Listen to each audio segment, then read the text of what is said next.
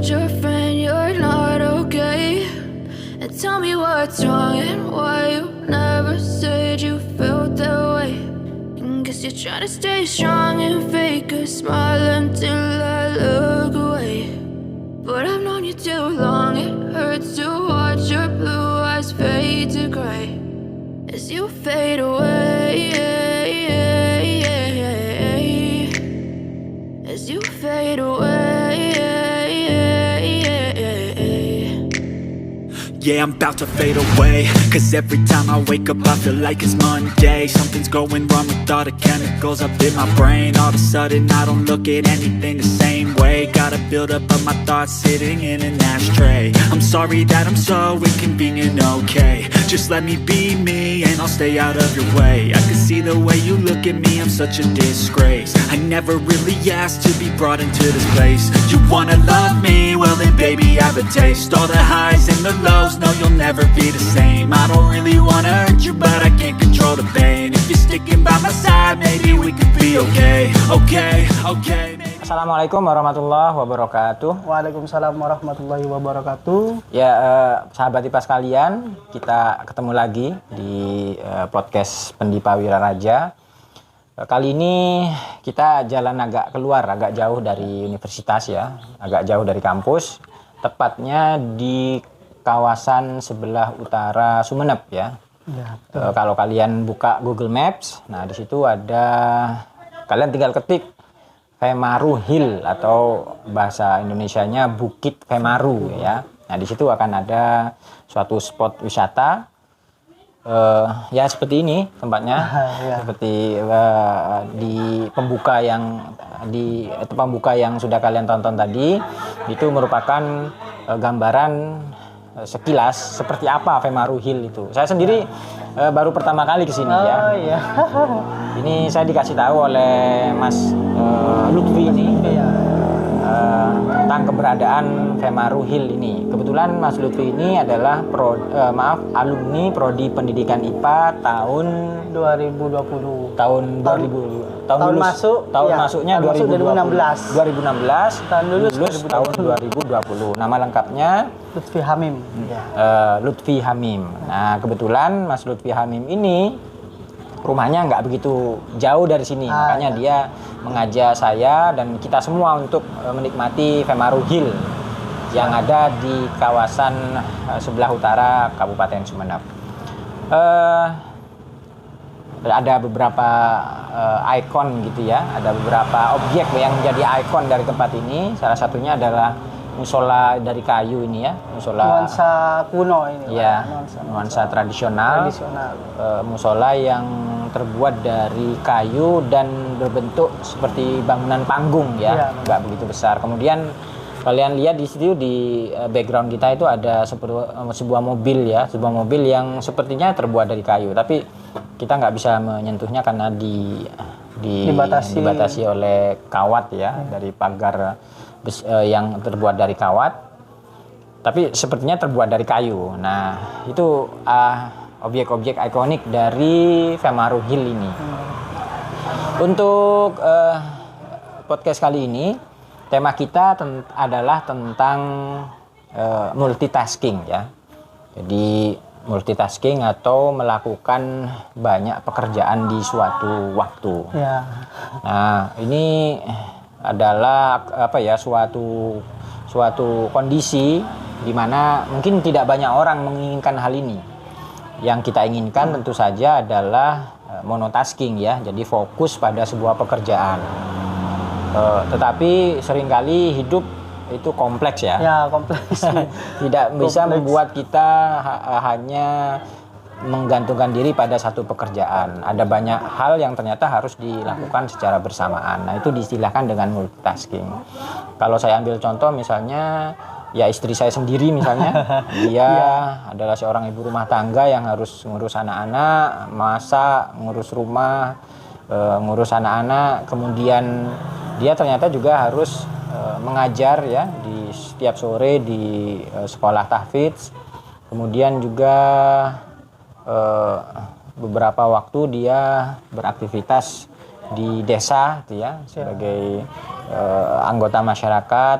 yang menjadi perwakilan di desa. Jadi ada banyak yang dikerjakan oleh istri saya.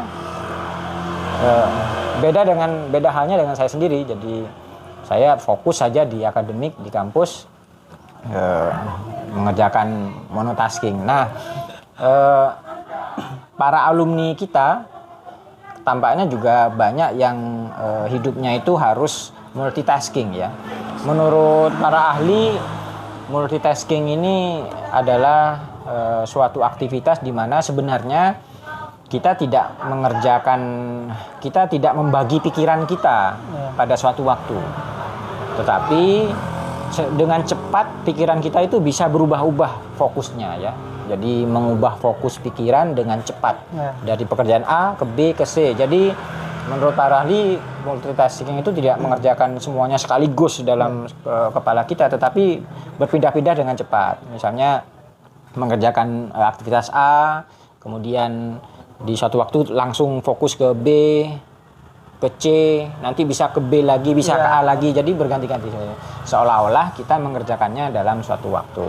Nah, dalam pekerjaan kadang ya seperti itu juga. Kita tidak bisa menggantungkan diri pada satu pekerjaan. Ada fokus-fokus lain yang juga cita-cita lain yang ingin kita kembangkan, termasuk juga hobi dan lain sebagainya. Gitu ya. Nah, itu yang akan kita bahas di sini bersama alumni Prodi Pendidikan IPA tahun 2020 ini, yaitu Mas Lutfi Hamim. Apa kabar Mas Lutfi Hamim? Alhamdulillah baik. Gimana Bapak sendiri kabar? Ya, ini sehat. Alhamdulillah. Ya, mungkin sedikit bisa diceritakan Mas Lutfi Hamim dulu. Ini kan ternyata setelah lulus Mas Lutfi ini banyak harus mengerjakan kegiatan-kegiatan yang juga mungkin dialami oleh banyak alumni yang lain ya. Mungkin diceritakan kegiatan apa saja yang dikerjakan saat ini. Baik, untuk pertama, untuk kegiatan aktivitas sehari-hari memang sudah dibiasakan sejak kuliah sebenarnya itu, Pak. Jadi setelah lulus sudah tidak kaget lagi dengan kegiatan-kegiatan yang cukup banyak seperti itu di setiap harinya.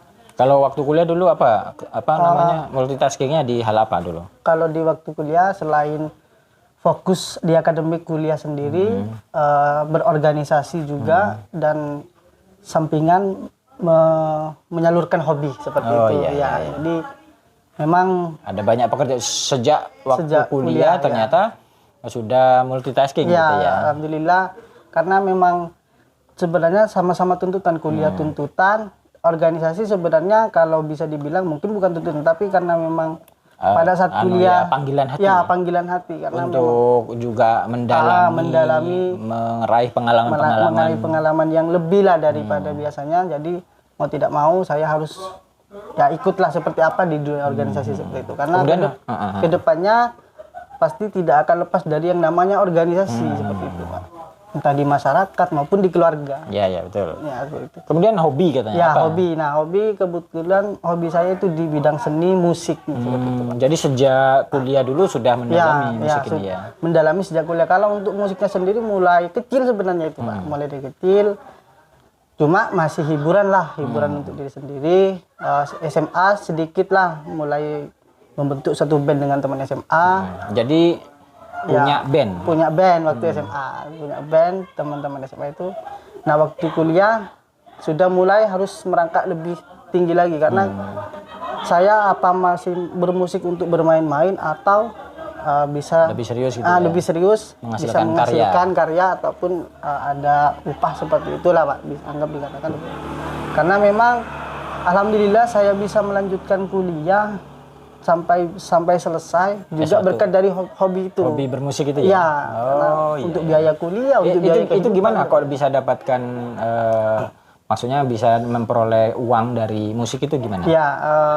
Ya anggaplah dibentuk suatu manajemen grup di mana kita mempersiapkan diri dulu dari segi musiknya, kemudian baru kita promosi lewat media sosial dan kita menjalin jaringan dengan beberapa orang seperti halnya yang punya kafe. Kita pertama-tama kita seperti halnya menawarkan kita mau tampil meskipun tidak dibayar dulu. Nah, karena mungkin kita menunjukkan kualitas dan mungkin banyak yang cocok. Nah, itu agak ada sedikit dikontrak lah, sedikit agak dikontrak. Setiap hari apa, per minggunya itu ada. Oh iya, jadi bermusiknya di mana itu? Di kafe?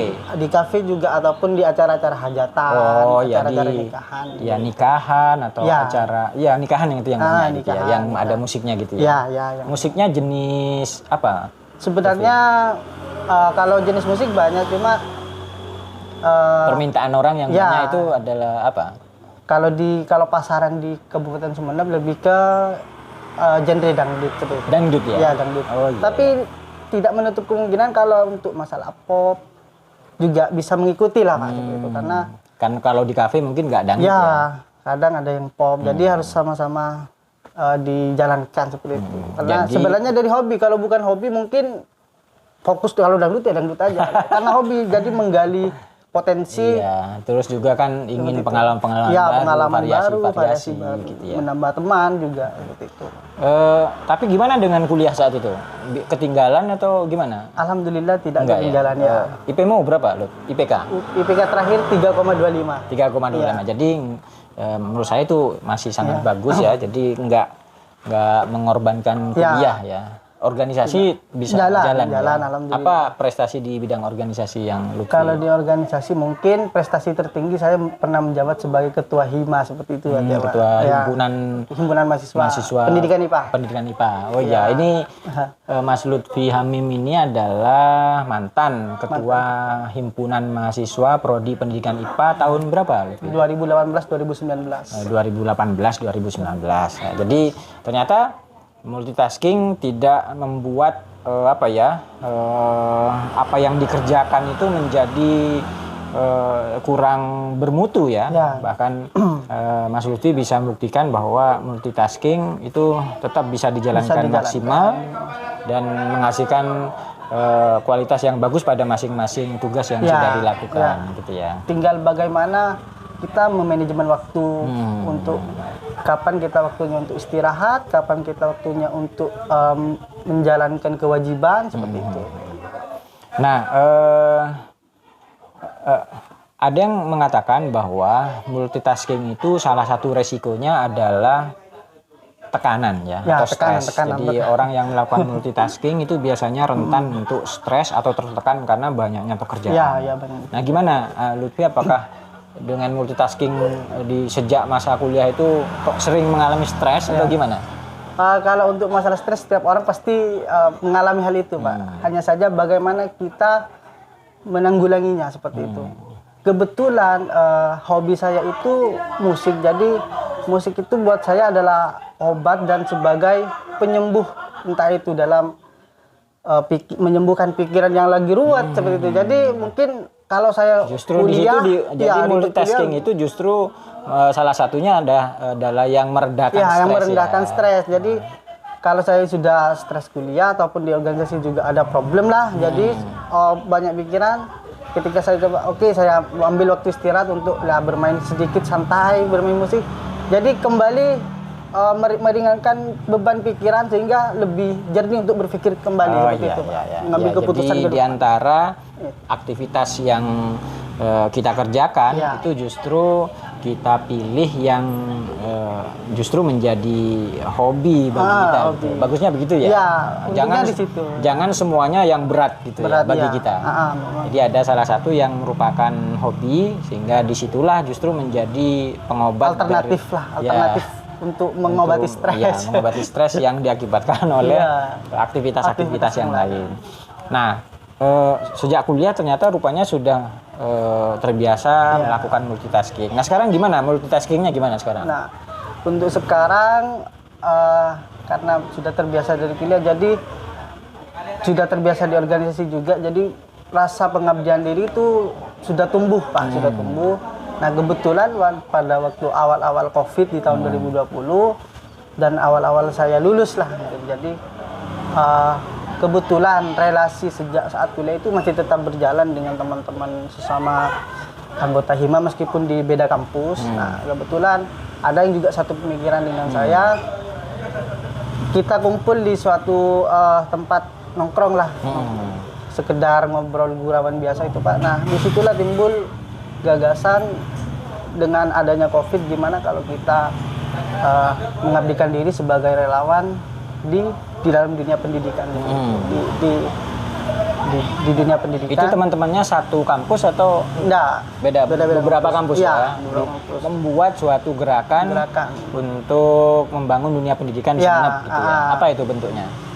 Kita bungkus dalam format seperti halnya judulnya itu Bangku Madura. Bangku Madura. Di mana fokusnya kita itu karena kan pada waktu COVID banyak offline.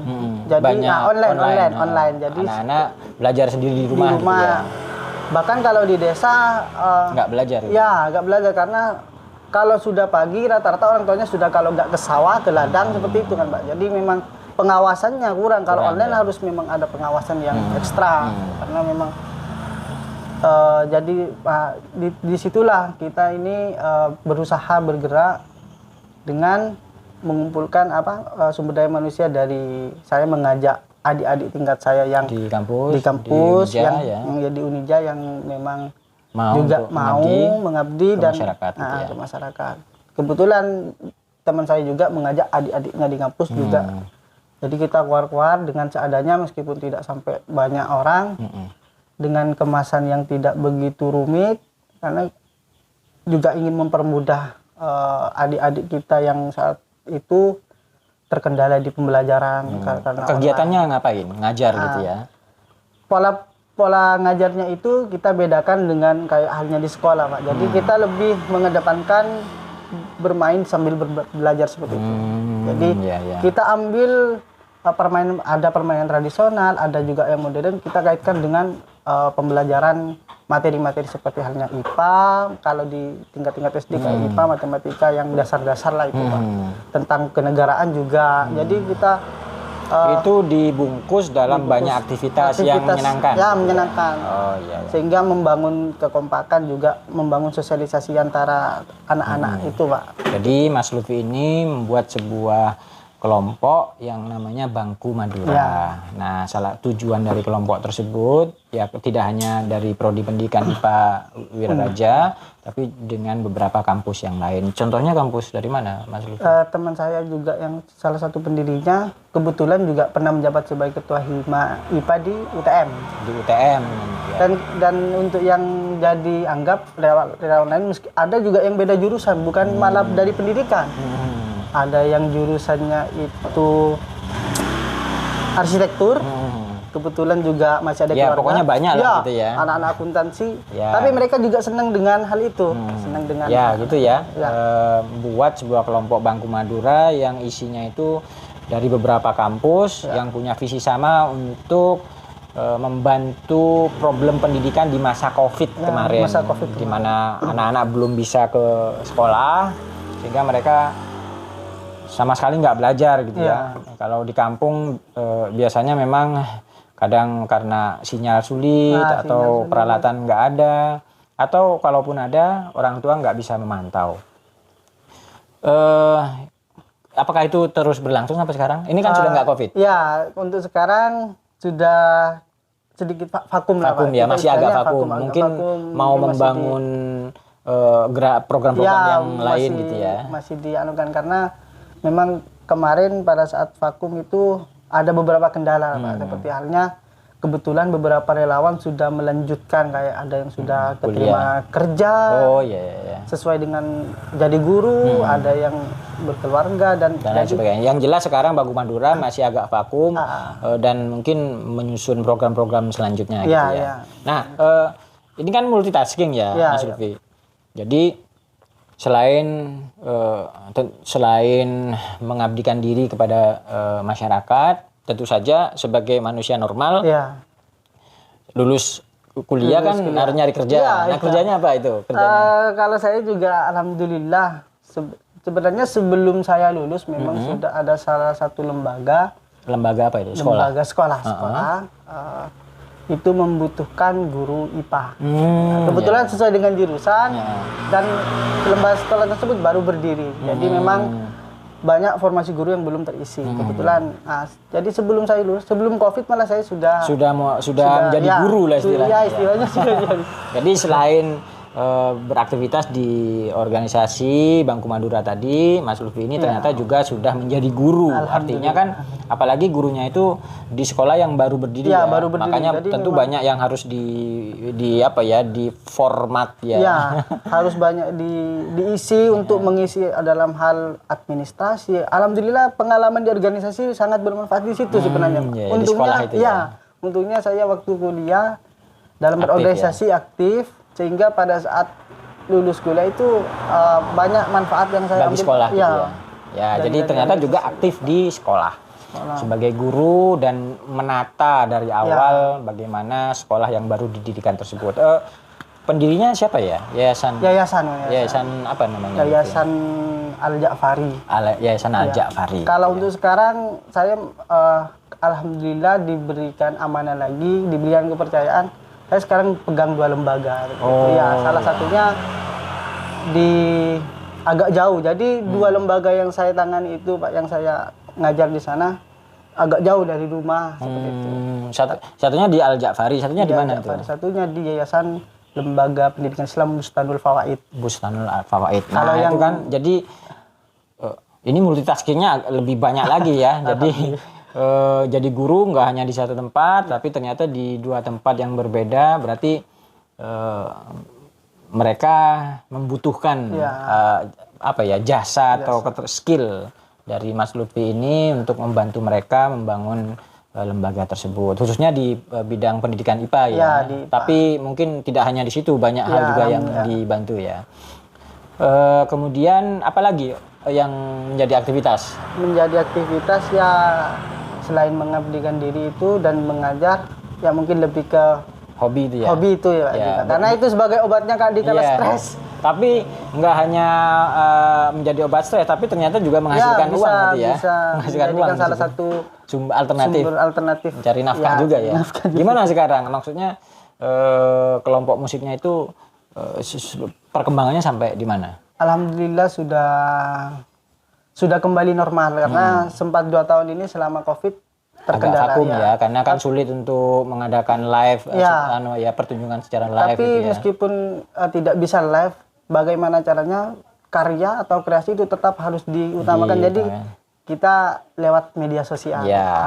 Tapi selama itu mungkin selama nggak manggung kan mungkin justru bisa ada waktu untuk bikin karya-karya sendiri gitu ya, yang nanti bisa ditampilkan ketika sudah waktunya manggung gitu ya. Bisa gitu. Sekarang apa namanya, kelompoknya namanya apa? Romantis Musik Official. Romantis Musik Official itu ada di YouTube, punya channel YouTube. Ada ya, Romantis Musik Official itu YouTube. Jadi kalian yang mau lihat bagaimana aktivitas Mas Lutfi Hamim di bidang musik ini, bisa buka channel YouTube, nama channelnya Romantis Musik Official ya. Jadi ya itu gambaran bahwa di setiap hal yang dia kerjakan, mengabdi ke masyarakat dalam bentuk organisasi di bidang pendidikan di Bangku Madura tadi, kemudian menjadi guru di sekolah yang ternyata sekarang bertambah, tidak hanya satu sekolah tapi lebih dari satu sekolah, dan tetap mengembangkan hobinya di dunia musik, nggak hanya live mengadakan pertunjukan di acara-acara ya, tapi juga mengemas karya-karya mereka dalam channel yang mereka buat di YouTube ya. Wah, itu kan suatu hal yang menurut saya luar biasa ya. Sudah berkeluarga nih Mas Hamim? Belum. Nah, apalagi kalau sudah berkeluarga nanti multitaskingnya tahu. Tapi jawabnya semakin.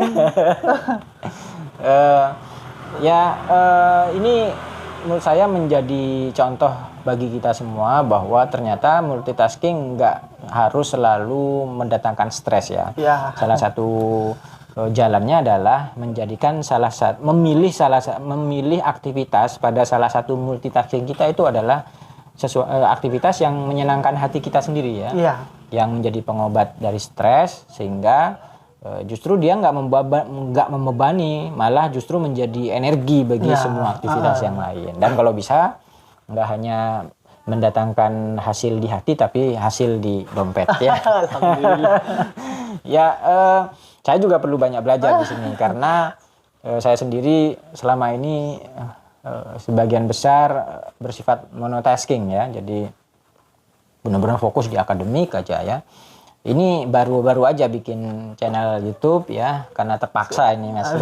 Karena terpaksa prodi kita yang butuh promo lebih banyak, sehingga kita berinisiatif untuk membuat channel yang isinya sebenarnya adalah promosi dari prodi pendidikan IPA. Cuma ya kita berharap tidak hanya membagikan promosi, tetapi juga banyak informasi yang bermanfaat. Mudah-mudahan bermanfaat bagi para pemirsa. Nah, untuk sahabat IPA sekalian, pengalaman dari Mas Lutfi Hamim ini menurut saya sangat penting, sangat bermakna bagi kita semua di sini ya. Bagaimana kita bisa melakukan banyak hal tanpa harus mengorbankan diri gitu ya. Bisa menebar manfaat bagi banyak orang tanpa mengorbankan diri kita sendiri, terjebak dalam suatu pekerjaan yang nggak selesai-selesai dan stres. Nah, ternyata kita bisa membuat strategi di mana multitasking yang harus dilakukan karena kondisi kita itu tetap bisa maksimal dan tidak menghasilkan stres bagi kita. Kayaknya harus banyak terima kasih kepada Mas Lutfi ini. Itu di dialog kita untuk pada pagi hari ini di tempat yang bagus ini ya, di Femaru Hill. Ya, begitu. Kalian sesekali harus melihat tempat ini, apalagi kalau yang berasal dari Sumeneb ya. Yang belum ke tempat ini silakan ya, sekedar foto-foto atau ingin tahu seperti apa ya, bahwa kita punya tempat yang bernama Femaru Hill. Di akhir seperti ini mungkin Mas Lutfi bisa memberi sesuatu pesan untuk para sahabat IPA terkait dengan multitasking ini, silakan. Mungkin sedikit pesan dari saya dalam kehidupan saya itu mengedepankan trilogi lah Pak, istilahnya trilogi. Saya istilahkan trilogi yaitu jangan lupa dinikmati dan jangan lupa juga dijalani. Kemudianlah syukuri apa yang sudah kita lakukan, seperti itu saja. Itu ya. Simpel saja Pak, saja Pak. Jadi ada tiga dasar yang harus dilakukan dalam hidup agar berbagai macam aktivitas yang seolah-olah bertumpuk itu bisa kita jalankan dengan baik, kata Mas Lutfi. Yang pertama, ini disebut dengan 3 dasar kata Mas Lutfi. Yang pertama adalah nikmati, yang kedua jalani, yang ketiga syukuri. Ya bagus ya, kita bisa menerapkan itu dalam kehidupan kita sendiri. Itu yang bisa kita sharing untuk podcast kita pagi hari ini. Semoga bermanfaat, tidak hanya bagi kita tetapi juga bagi orang-orang di sekitar kita, terutama bagi sahabat IPA yang sudah menjadi seorang pendidik baik di sekolah ataupun di lembaga-lembaga yang lain. Kita akan bertemu di lain waktu pada tema dan juga informasi yang tidak kalah bermanfaatnya. Terima kasih atas perhatiannya. Terima kasih juga sama-sama Pak. Alhamdulillah Mas Lutfi sudah diberi kesempatan sharing informasi pada kita sahabat IPA semua di sini.